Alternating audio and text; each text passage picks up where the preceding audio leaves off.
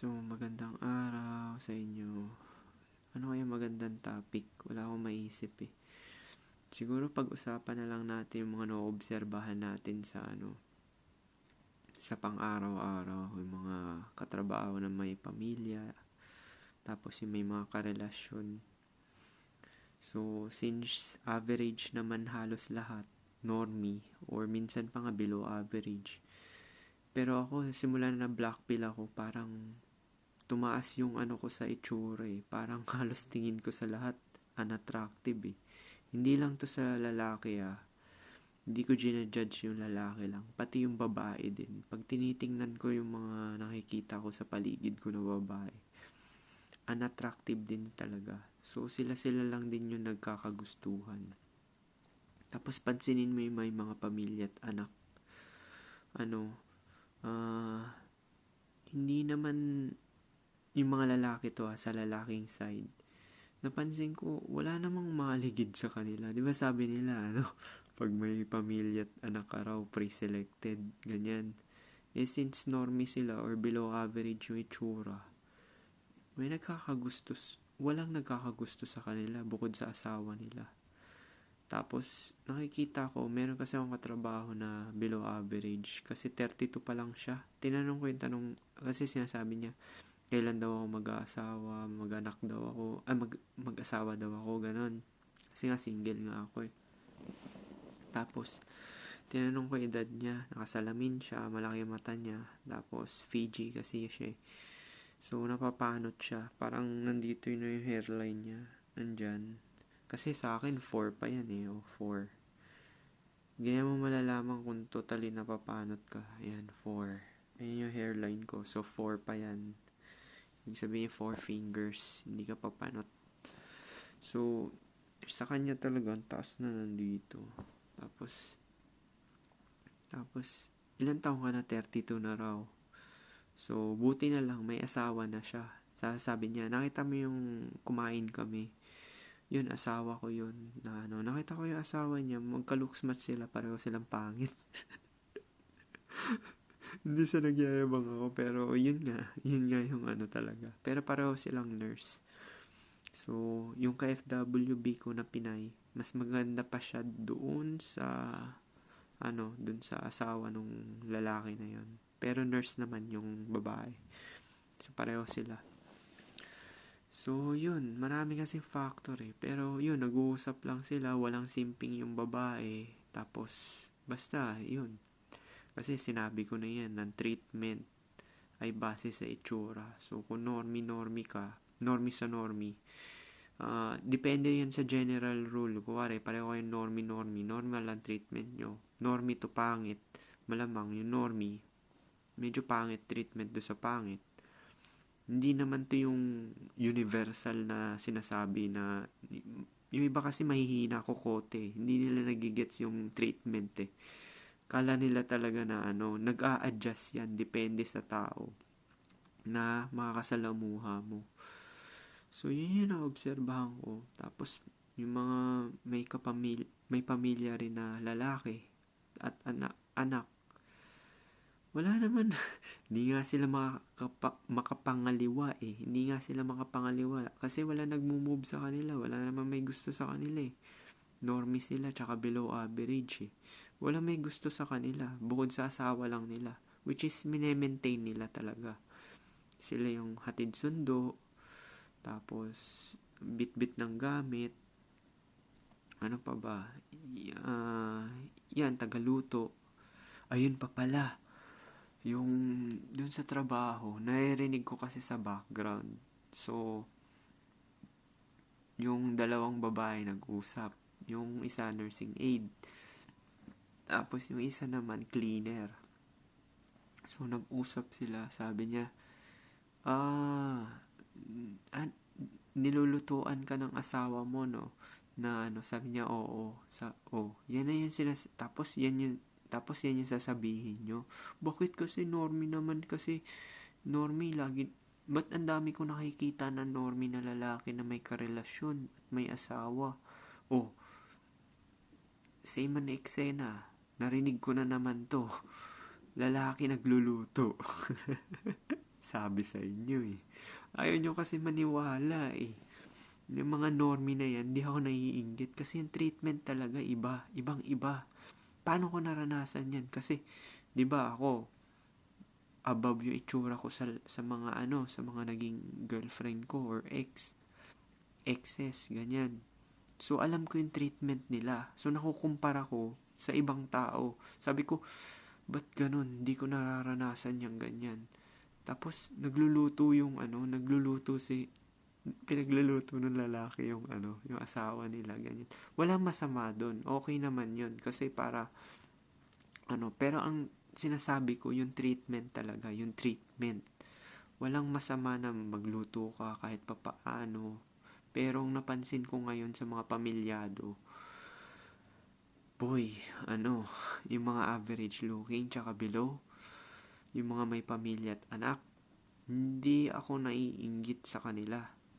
Actually, sila nga push ng push sa akin na mag-asawa eh. Pero hindi ko naman control yan kasi yung babae rin kasi, kuwari, matripan nila ako. Tapos gusto nila na ako pa rin talaga yung gagawa ng move. Which is, ayaw ko gawin. Ayaw ko talaga gawin. So, ayun nga. Ilang beses na to, mga na-interview ko ng mga katrabaho ko. Tapos nakikita ko sa katrabaho ko nung dati, sa dati kong kumpanya sa Pinas. Sa Pinas din yan Sila talaga yung nagluluto, hatid sundo. Biruin mo, lalaki ka, nasa relasyon ka. Ikaw talaga yung under. So, tama nga yung kasabihan, commander. Di ba yun yung sinasabi nila, commander? Tapos, ito pa. Yun ang mga napansin ko. Yun, wala silang oras para sa sarili nila. Hindi nila mabili yung gusto nila. Kasi yung babae lagi nasusunod. Siyempre, unahin yan yung anak. Wala naman din masama noon. Binabanggit ko to paulit-ulit. Wala naman ding masama nun, pero binabanggit ko lang yung sitwasyon na magiging yung sitwasyon ng mga normie na may pamilya at anak or karelasyon. Yun yung mangyayari. Hindi yung magsisimp yung babae na gagawin lahat para sa'yo. Yan. Sa lalaki. So, yan yung mga naobserbahan ko na na nangyayari sa mga average looking tsaka sa mga below average. Pero ngayon dahil na black pill ako, halos tingin ko na sa mga normie parang medyo below average na rin eh. Kasi mapapatunayan nyo to eh, kahit kayo. 'Di ba sinabi ko nga sa inyo yan, may standard yung looks. Base yan sa harmony. Ibig sabihin, distribution ng mata mo, ilong, placement ng ilong mo, bibig, tapos yung jawline mo, yung ramus length na ganyan.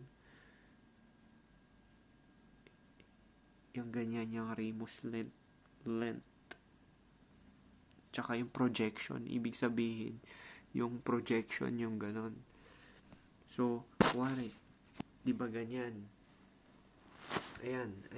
Ayan yung itsura ko na yung harmony ng muka. So, yan yung sinasabi ko. So, malalaman nyo yan. Lumabas kayo ng bahay nyo. Obserbahan nyo yung mga katrabaho nyo. Tapos, makikita nyo talaga. Ang dami talaga mga below average ang itsura. Or sabihin na nating 5 lang. Na lalo na pag na black pill ka, alam mo yung mga upper eyelid exposure, alam mo yung square na 1:1 ratio ng mid face, tapos yung ramus length na millimeter na ganyan, alam mo yung mga ganyan. So talagang tataas standard mo pati ikaw. So sasabihin mo yung social media walang effect, diba? Meron din nag-comment kasi nun sabi, di ba sinabi ko na yan, yung social media or yung internet yung social media ay real life, which is totoo naman talaga kasi nababago yung yung expectations mo sa reality. So Kung babae ba naman, laging may nakakamatch na may itsura, tapos, or above average, nagsisettle na lang sila dun sa ano. Kasi yung ka-FWB ko, ganun din eh. Hindi niya makuha yung trip niyang itsura, kaya nagsisettle na lang siya sa mga above average pa rin or average. Basta matripan niya yung itsura. So, yun yung sinasabi ko, kailangan mo munang makapasa sa looks threshold ng babae. Ganun din naman lalaki, di ba? So, yung mga lalaki na na na na tayo mga lalaki, di ba gusto rin naman natin na makapartner natin yung may tsura rin kahit papano. Ayaw natin yung mga hindi may tsura. Tsaka yung mga mapuputi, ganun. Nagkukompromiso na lang tayo. Kuwari, hindi ganong kagandahan yung babae. Yung maputi naman siya, sexy, tapos maganda legs. Tapos okay naman yung harmony ng mukha kahit papaano. Pero usually kasi sa common sa Pilipino yung hamburger shape. Marami nagagandahan doon. Oo, may tsura talaga yung ganun. Pero ako kasi parang Ninja Turtle kasi tingin ko. Parang Ninja Turtle. Tsaka ang pangit niya tingnan pagka nakatayo na, yung sa picture. Kasi parang stick yung leeg. Stick. Tapos sabay square yung mukha. Parang lollipop, ganun. Ganun yung tsura ng mga Pilipino. Common to sa Pilipino sa lalaki at babae. Yung hamburger face. Na bira lang ako makakita ng ka-shape ng mukha ko. Kaya rin siguro na onti nagkakagusto sa akin. Actually, tapos mga medyo below, mga 4 lang yung nagkakagusto sa akin. Kasi nga, sinabi ko na rin yan, babae pag namili, gusto nila yung medyo ka-status nila, medyo ka-itsura nila, may similarities ng features, tapos, medyo kaugali rin nila. Ganun sila mamili na pero ganun pa rin, nagpa-follow pa din yung rule na at least mapasa mo man yung looks threshold.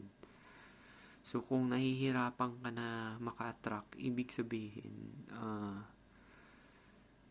kakaiba yung itsura mo, walang anong tawag dito, hindi ka nag-share ng looks ng features sa ibang mga average na nakikita mo sa kagaya sa Pilipinas. Basta Pilipinas, common sa Pilipino yung hamburger shape. Tsaka yung mga parang square yung face. So, yan, medyo nahihirapan din talaga ako kasi usually, babae gusto nila yung ganun eh. Yun yung inisip nila na mapanga. Pero yung simula na black pill ako, hindi yun. Yung square yung face, kaya naging square yung face nila kasi yung ramus length nila is maliit, ganyan. Kalahati ng sa akin. Tapos, yung projection ng jaw nila, pag ganon, pa straight na ganyan. So, pag humarap sila ng ganyan, hanggang dito yung baba nila. So, talaga magiging square talaga mukha nila. So, parang boxy talaga. Hindi kagaya nung Joko na paslant na siya na ganyan, tapos ganyan pa siya kahaba, tapos yung projection pa na ganon, pahaba. So, kung makikita nyo na ako pag nag-side view, hindi ko makita eh. Yan yung diba parang medyo patusok yung, basta parang flat na gano'n na medyo patusok yung So, wala akong nakikitang Pilipino gano'n na ganito.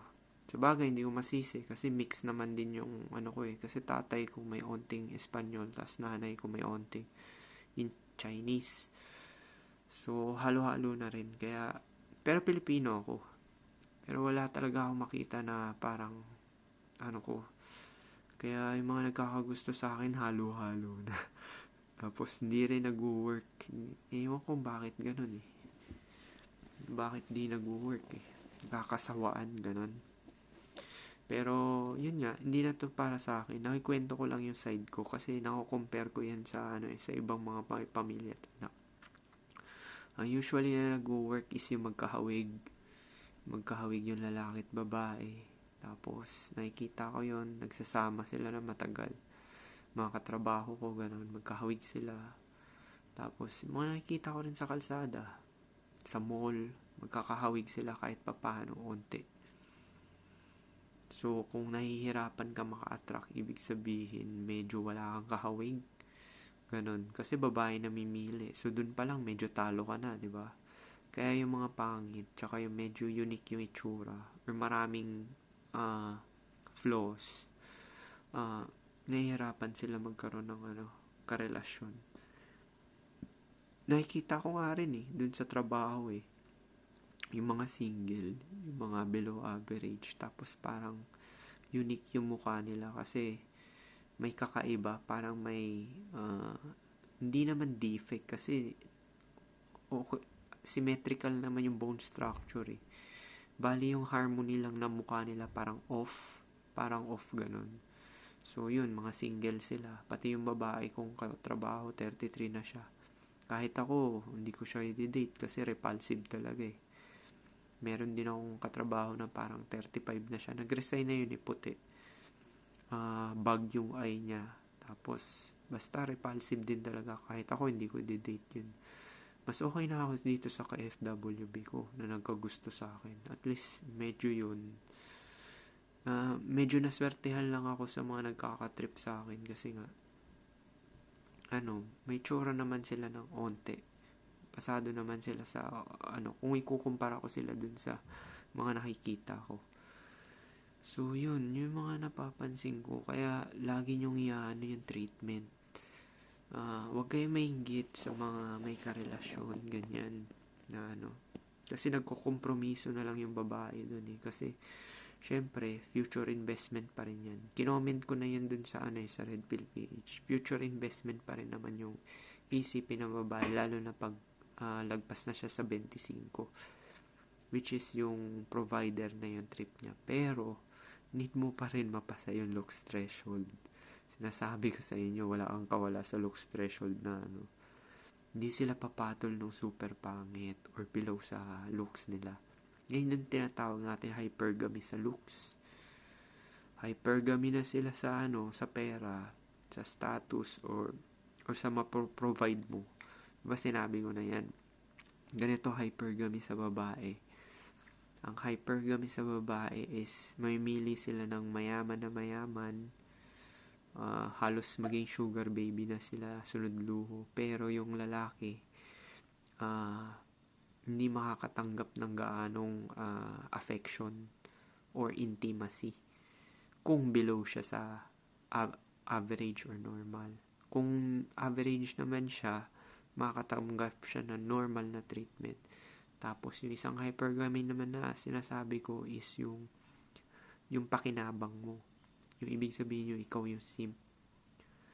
So, papatol siya dun sa average na guy, average looking, tapos average yung income na may trabaho, or sabihin natin minimum wage. Pero, yung labor niya, yung nabibigay niya, kuwari hatid sundo, tapos tagaluto ng pagkain sa bahay, hypergamy pa rin yun. Tapos ito yung last, hypergamy sa itsura. Dito talaga yung magsisimp siya. Usually na ito below, kasi yung mga nakaka-date ko below average, mga nasa 4 ganun. Usually ganun. Ito yung magpapakasim talaga siya, as in boss na boss ka talaga, kasi nga kahit anong yaya mo, hindi ka tatanggihan. Kasi nga, hypergamy sa looks, ibig sabihin, gusto niya talaga yung itsura mo. Yun yung tinatawag nating genuine desire. Tsaka, yung love na sinasabi natin sa babae. Di ba, yung mga ibang babae nabubugbog, ganyan. Hindi ko sinabi mambugbog kayo kung pogi kayo. Pero usually, ganun nga.